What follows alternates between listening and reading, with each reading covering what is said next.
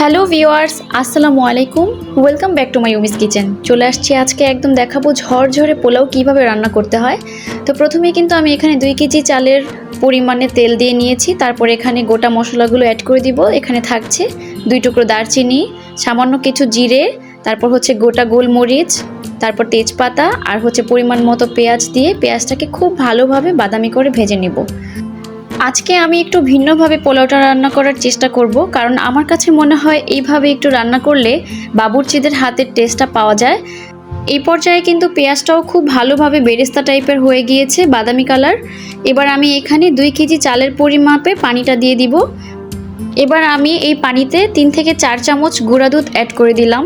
আপনারা চাইলে এখানে লিকুইড মিল্কটাও অ্যাড করতে পারেন, কিন্তু সেক্ষেত্রে পানির পরিমাপটা একটু কম দিতে হবে। গুঁড়ো দুধটা খুব ভালোভাবে মিক্স করে নেওয়া হয়ে গেলে এখানে আমি হচ্ছে পরিমাণ মতো লবণ দিয়ে দিব। এরপর সামান্য একটু চিনি দিয়ে দিব। তারপর হচ্ছে আদা রসুন পেস্ট 2 টেবিল চামচ দিয়ে দিব। এবার কিছু কিশমিশ আর আলু বাখারা দিয়ে খুব ভালোভাবে মশলাগুলোকে মিক্স করে নিব, আর তারপর ঢেকে দিয়ে বলক আসা পর্যন্ত অপেক্ষা করব।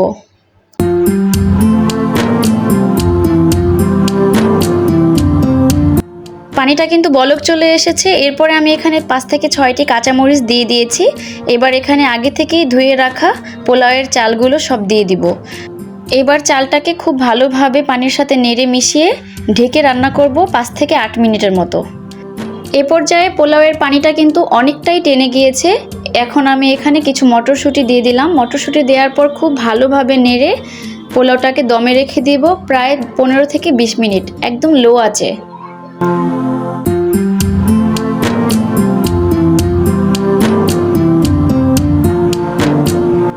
চলে এসেছি 20 মিনিট পরে।